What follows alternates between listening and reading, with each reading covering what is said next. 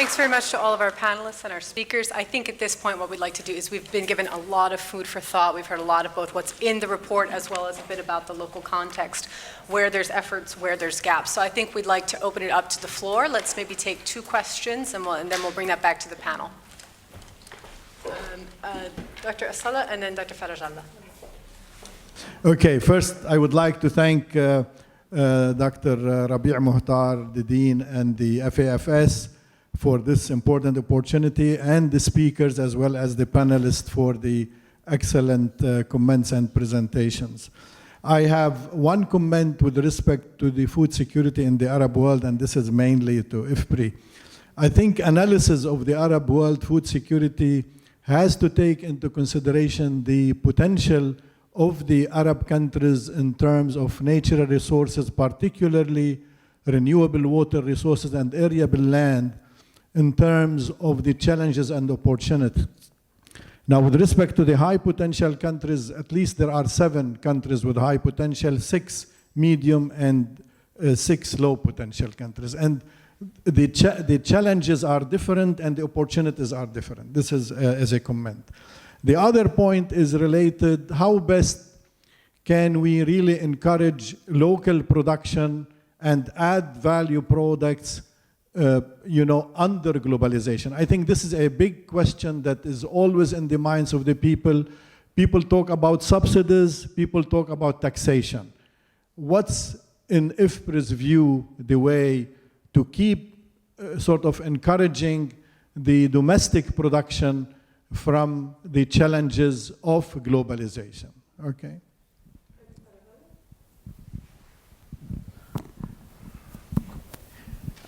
Again, thank you for, I'd like to echo Dr. Salah's thanks for this panel and for the hosts, Dean Muhtar and FAFS.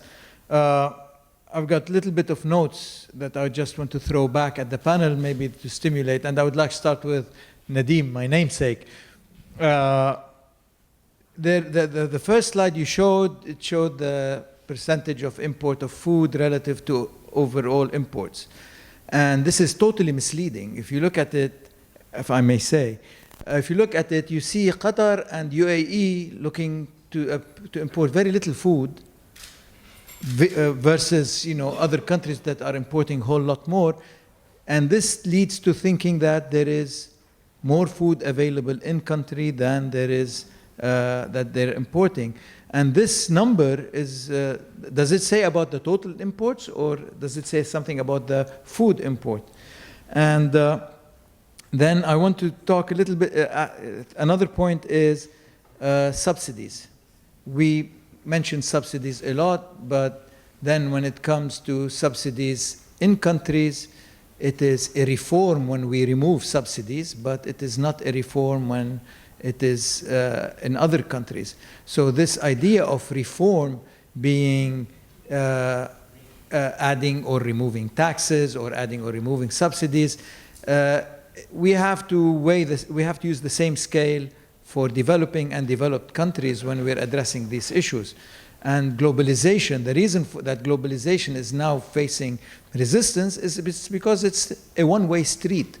It's developed to developing country diktats rather than a two-way street. And this is what's causing a lot of the resistance here.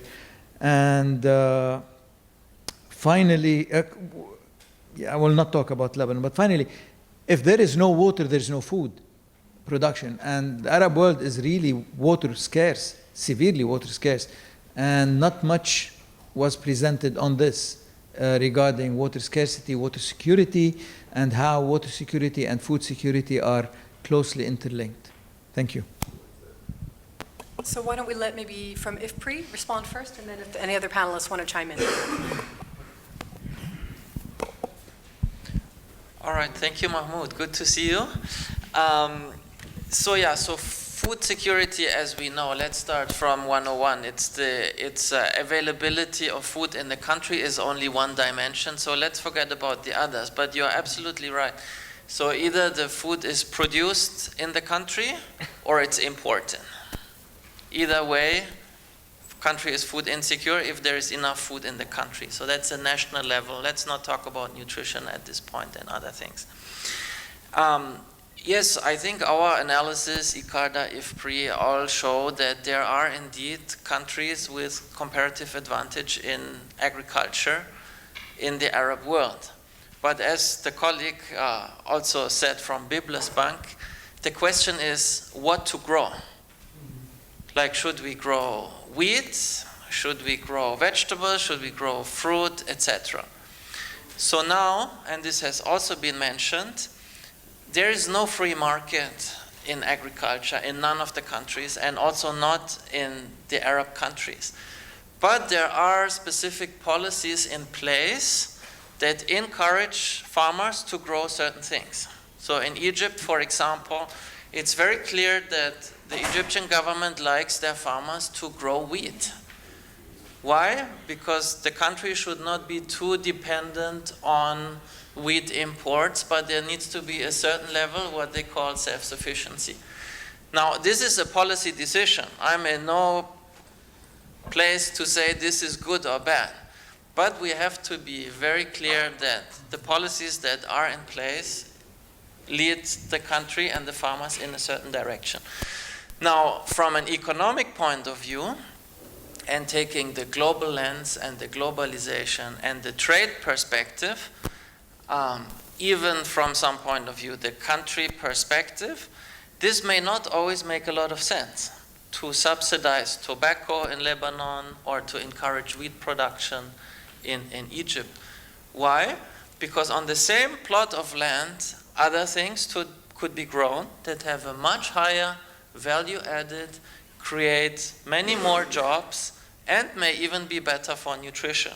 And here we talk about fruits and vegetables, where all these countries have a lot of comparative advantage, and where there is a lot of demand locally, but also internationally. So the point here is getting the policies right and getting the incentives right really matters and has a big influence. How to do this, Mahmoud, obviously is very country specific. So that's this point. Water security, yes. So water is one of the key constraints for agriculture in this part of the world. And if you saw one of the slides, there was a slide on food trade and the water content. And so this is another way to look at globalization, where countries that are very water abundant may export food to countries that are water scarce, including all the water included. And water scarce countries may focus on foods that are less water consuming but still have a comparative advantage. That's it for now, yes.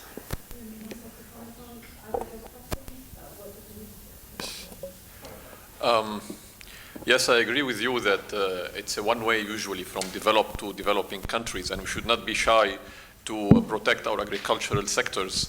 If you look at the United States, agriculture is very heavily subsidized, and it has one of the strongest lobbies in Washington. The same in Europe, in Western Europe. Agriculture is off limits for any kind of reforms or changes or lifting of subsidies. It's completely off limits.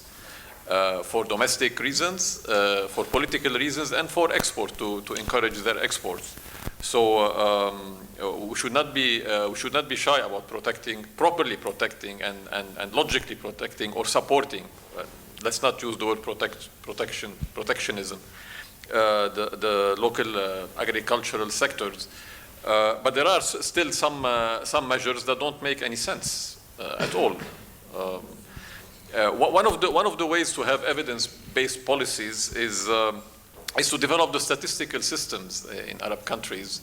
I can tell you, for example, that in Lebanon, the national accounts, which give you an idea of the economies, for 2016 have been released a few weeks ago only, for 2016. In other Arab countries, they produce every quarter on time. We're still lagging significantly the Arab countries, let alone the statistical systems of. So you cannot have an evidence-based policy for any sector with this kind of weak statistical systems and delay in the release of data and shortage of data. But the national accounts for Lebanon has shown that agriculture in Lebanon has had a negative contribution to growth in 3 of the 5 years. 3 out of the most recent 5 years where we have data for, it has had a negative contribution to growth. Even though growth has been small, it had negative contribution to growth. What does this mean? It means the policies are not working for the sector. That's what it means. It means, let's say, growth is in 2016 was 1.7%.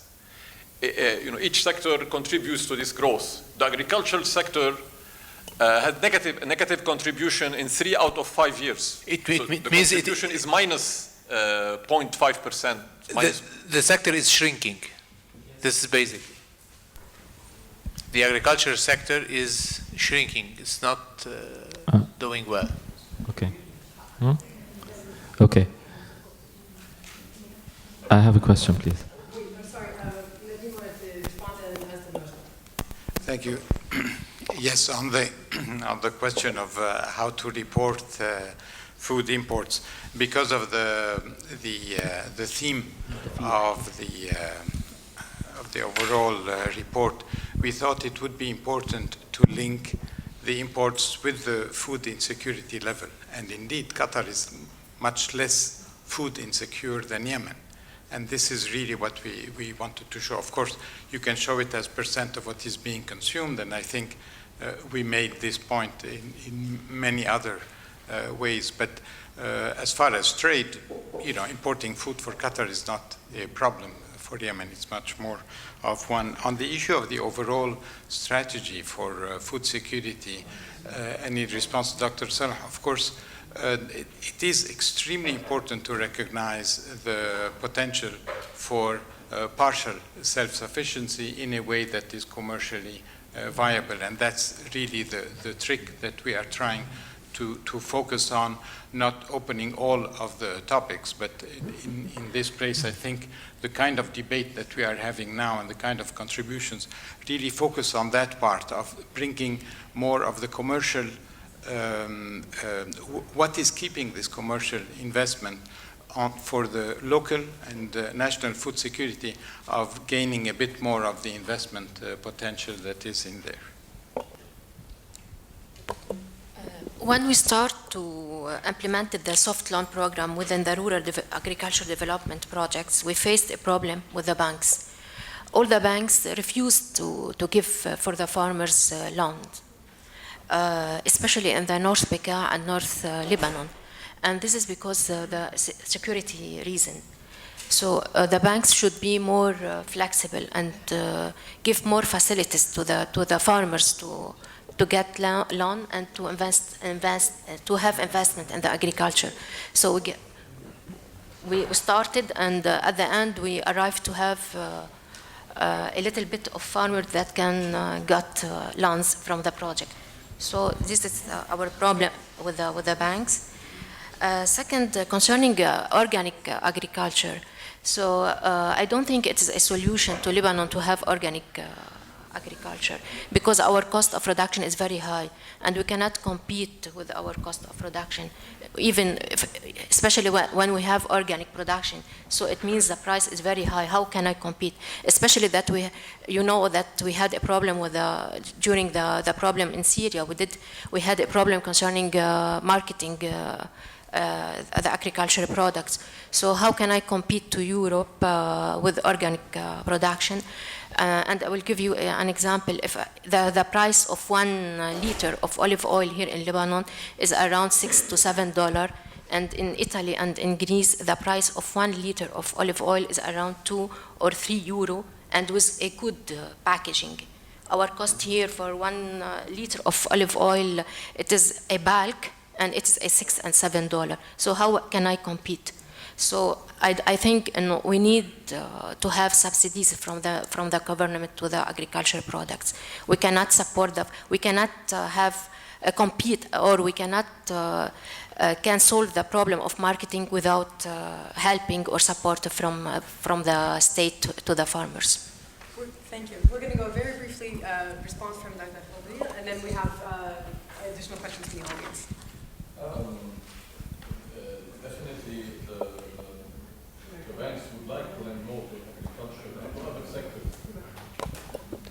banks would like to lend more to agriculture and to other sectors as well. The total lending to the agricultural sector reached $785 million, the cumulative loans. But they cannot lend to everybody who applies for a loan in any sector, in any sector, not just in agriculture. The problem of agriculture is different. There are more challenges there. But this amount is large compared to the small size of agricultural operations in Lebanon. And it's equivalent almost to the GDP, to the size of the agricultural sector in GDP. But agriculture has other ways of financing. The first one is through microfinance loans. A lot of a lot of farmers are taking microfinance loans from microfinance institutions, and the banking sector encourages this. It's not a competition at all with the banks. It encourages microfinance lending, and it's been very successful across Lebanon. The second case is because they're not legally incorporated sometimes. As I said, the informal sector is very large in the economy, and most of the agricultural operations are in the informal sector. They had to take personal loans. So some of the lending to agriculture is not shown in the direct lending to agriculture. It's shown under personal loans, and of course personal loans are not divided between loans to agriculture and loans to this. So we have from Banque de Leban, we have subsidies or support for the farmers to get loan. We have a program in the Kafalat program. It is related to have a low interest for the farmers to get loan from Banque de Leban. Yes, but you get loans from the commercial banks, not from Banque de Leban. Banque de Leban subsidizes. بس هم مدعوم من مصر في لبنان. But it's the point is that they have to qualify for loans to get the subsidies. Now, clearly we have a point of debate on the various roles of the private sector and the public sector, and I think that's an important one to continue. Actually, I'm going to force us to move on. We have a couple questions from the audience. I want to make sure we at least get those, and we'll have to keep moving. Okay. Good morning. I am Mazen Tamer. I am a part-time lecturer in AUB here in FAFS, and I'm a PhD in biotechnology. First of all, I'm here to commend this report. From a plant biotechnology point of view, I'm very satisfied that the report has tackled the issue of food security concerning food production and emerging technologies, the role of emerging technologies, and as a biotechnologist, using a key enabling technology and looking at production yields, and who believes that size matters, actually. In addition to the quality of the food, I believe that we have a big problem in MENA region where most food commodities have reached a stagnant level, and those who have made a significant increase in yield are not able to keep up with local demand. So for somebody who advocates to work actually on the core of the problem of food security, which is the crop, of course, in addition to soil and the water quality and so on, I highly commend that report that focused on crop production. Yes. FAFS aspires to lead the way to food and water security in arid and semi-arid regions. The core lays here in case of investments, in case of what to produce, like many questions occurred. ICARDA had an interesting question, but we know that ICARDA also has its challenges currently, unfortunately. It all lays here in FAFS. What do you suggest as a panel to FAFS lead the way as it aspires towards local production of food and its own security? Thank you. Our next question over here, Dr. Sabi.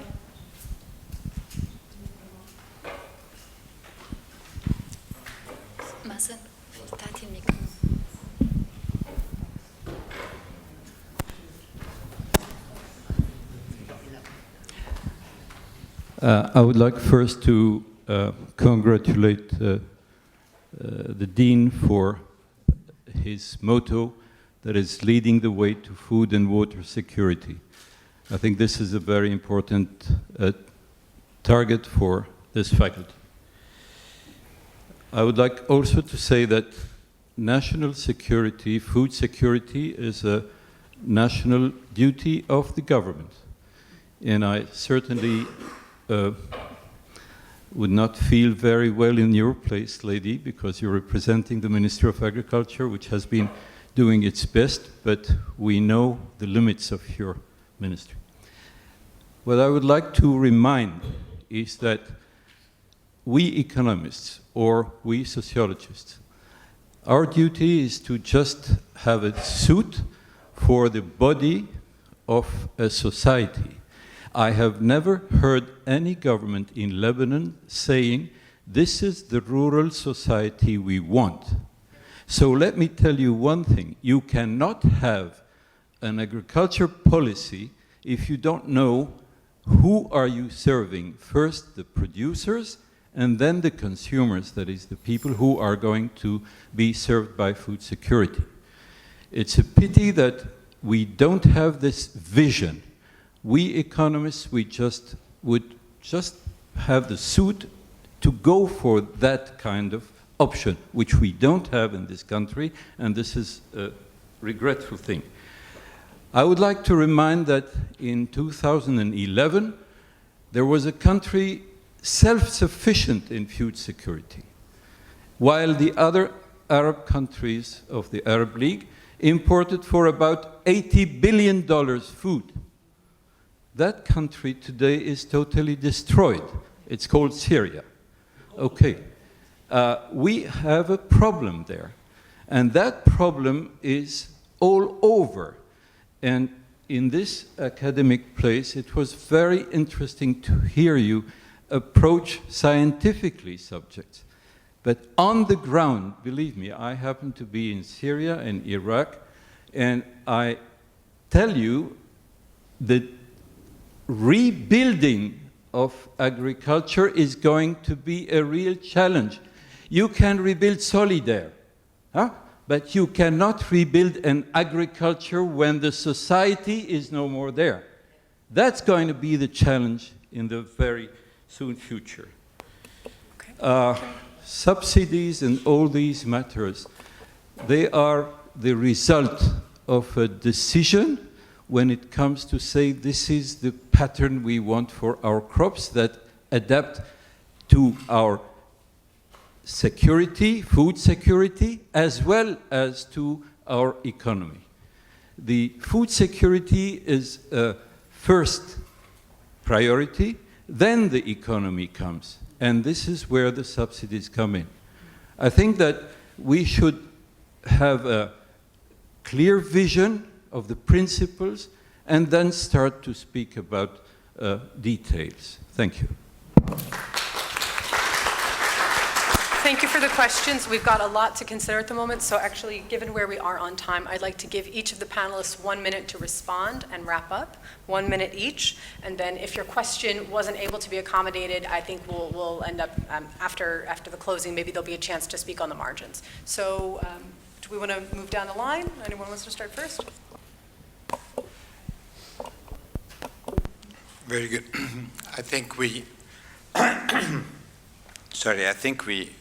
basically got very interesting contributions and comments rather than specific questions to respond to. Just starting from the end, I believe that we are all calling for strategies, whether at the regional, local or global level. And if you read the report from that standpoint, that it's all within an interrelated world, this is the strategy that is being suggested at the global level. And then each country has its own sovereignty to be able to define its own priority. At the regional level, and having been personally involved in this when the whole Arab world was crumbling and still is, it certainly is very important to put this analytical framework that a lot of people have been talking about, and maybe this gives also the impulse to the national level. Thank you. Yeah, so anti-globalization is on the rise, but I think we have had very good discussions here based on evidence, based on everyone's experience, that there is a strong argument to fight against this anti-globalization mood. Food security globally, because each country is different, because each country has a comparative advantage, can only be achieved at the global level. We have seen this through trade, through investment, through people, through knowledge. All of them are global public goods, global movements. We have also, I think, seen that, yes, while there is a globalized world and there are many benefits to it, of course, each country has to decide what kind of policies may be suited to reach food security for its people. Hey, great comments. I won't be addressing, some of them are more pertinent, I think, too, but some of them are more open to debate. I will just kind of also start from the end. We do need a food security strategy, whether at the national or at the regional level. This report and others are promoting the same conversation about what food system do we want today. We've talked so much today about globalization and how it could be positive. One of the things that I could, kind of a final thought, in nutrition we talk a lot, in health we think about globalization relatively from an adverse point of view, as in like it added more to obesity, to NCD risks, although it added more diversity of diet in some settings. I would say that today we're talking about sustainable diets. We didn't have a chance to talk much about it, but I would look at it, the Mediterranean diet in particular could be a good message of a sustainable diet that now is being looked at with low environmental footprint, good in terms of our agricultural production. It can promote local production and can increase employment. So if the MENA region is looking at itself and how we can do better and how we can improve our trade agreements, because we definitely are at a disadvantage. We are not competitive. And Nadim, you're an expert in the water security, and others in this room, you can talk more about how we can add our competitive advantage and reduce water stress in a region that is that stressful. There was a question about, Mazen, about what does the FAFS can do. I think Di Muhtar can address it from the WIFRA Nexus approach, but this is just my final thought. And thank you, this is just starting a debate. We hope that we can maybe build on it, whether from the private, public sector or the academia, because we tend to meet very few times. I mean, these are great meetings, but maybe we can meet more towards thinking about a strategy. Because so far we're all writing from our own point of view, presenting from our own point of view. If you really want to be impactful, maybe we should talk more. I agree with you, Mr. Riyad, and I was telling at the end of my speech that no, there is no serious interest from the Lebanese state to the agriculture sectors. So I am employee in the ministry, and I agree with you. And within Paris 4, there is no funds were allocated to the agriculture sectors. So we hope that with the new Council of Ministers that take in consideration the agriculture sectors and to help the farmers, not only because we need to help the farmers, no, but just we need to help our rural areas, because without rural areas, we don't have Lebanon. Lebanon is the rural areas and not the cities and the touristic only places. So we need to really to help the farmers and to fix the farmers in their lands, and we hope with the new councils of ministers to have these. Thank you. Thank you. I just want to say regarding the banks, there is always a solution. The state can create a Crédit Agricole, like it was in France, in order to back up the agriculture sector.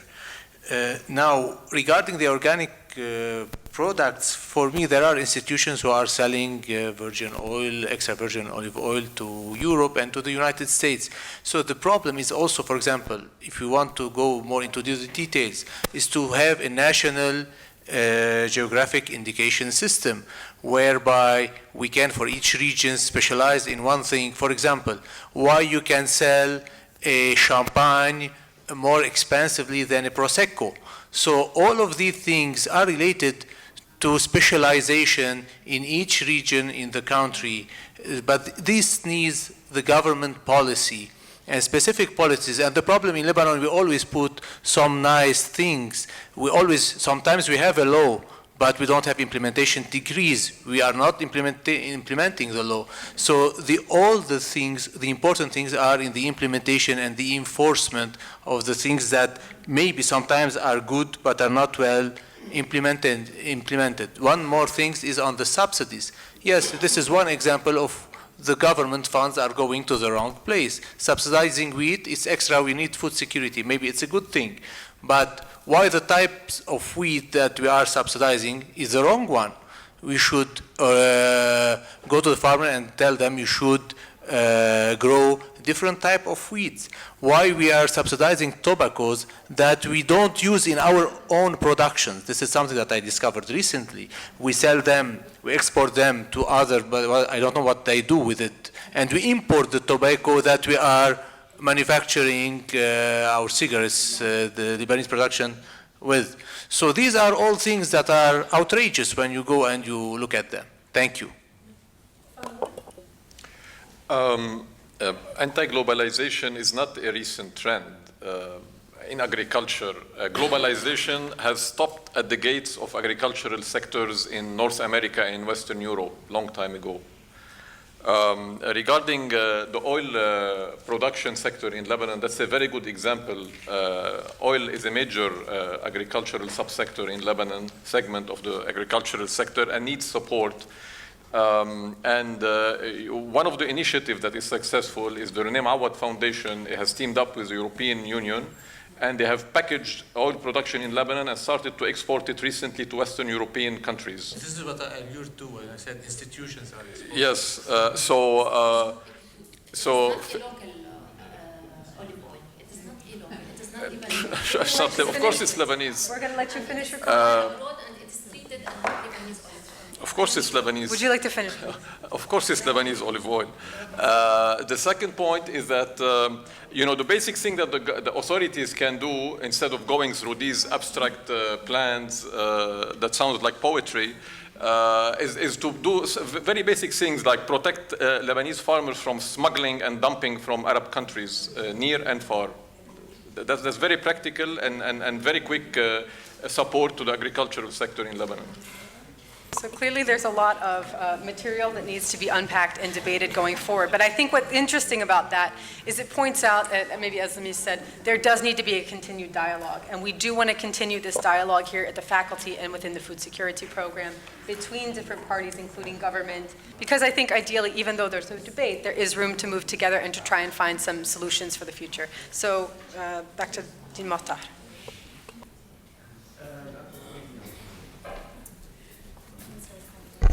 Thank you very much. I was given the easy task to summarize. So a very, very healthy debate, I believe. Instead of the summary, I offer our commitment to really publish a policy brief on this discussion and dialogue. I think it's very healthy discussion. We have multiple viewpoints. The one thing we agreed on that I believe strongly support that is an agricultural lobby, to really look at financing the ag sector, convincing the private sector that it's healthy investment to invest in agriculture. And I think there is a science policy dialogue that needs to continue, that I believe all of us have vested interest in that. I'd like, instead of summary, I'd like to share with you 3 take-home messages that you have my commitment, FAFS commitment to follow up on. One, I did mention the policy brief that we will share with all of you. We have discussed this earlier with the panel and with Rachel. We will do so. The 3 closing comments I'd like to close on with is there is the big elephant in the room. The big elephant in the room is a new business model that needs to emerge. And I think that's something that we're committed to working on. The new business model, the current model is not sufficient. We're looking at production. We need to look at production and nutrition. We look at water use. We need to look at water use, water values. That new production model is based on values. And I'm not talking about, I'm not a Friday preacher or a Sunday preacher. I'm talking about values of ecosystem values, biodiversity values, soil quality values, air quality values, the energy use, the water use, the human dimension of the production system. I think we need to emerge into this. We have an opportunity in this region to really lead the way. And I mean it not only for this region, but globally, lead the way in an emerging new business model for agriculture. And I think it's about time to do that. That's the first comment I'd like to leave you with. The second is regional integration. There's no one country that can do it alone. We realize that. So after localizing water and food security, we need to look at regional integration, mapping of our resources. Dr. Saleh mentioned that, Dr. Saadi mentioned that, Nadeem mentioned that. We need to map not only the water resources, the soil resources, the cropping system, and there has to be an integration, a continuum. The debate today was about globalization versus localization. I'd like to reframe it differently. I think there is a science, policy discussion that need to happen, that we need to, as a scientist, as FAFS and this leading that discussion, we need to frame the question as a continuum. Food policy is a continuum of local production and virtual water trade and all of the above. And I think we are on both sides of the debate where this is a continuum. And I think we need to really look into what makes sense for a regional integration, where to grow, where and what, and augment that with a virtual trade. I think that discussion must continue, need to continue. It's not about dividing different sides of the alley. It's a continuum that I would really hope that we have more hours in the day that we continue that discussion. But I'm really delighted that this discussion was, because the irony would be to have a meeting of the brightest in the region, and there's no interest, and people would be shy away from comments. So the fact that we have engaged audience is that this issue is a matter, that does matter. Agriculture does matter. And I'm really delighted to see this, and we'd be happy to continue that discussion. Maybe we'll move into a break where that discussion continue over some snacks. But beyond that, I think there is an inclusive discussion that we must take on. Thank you very much.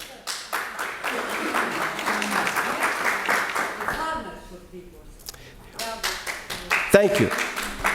Thank you very much.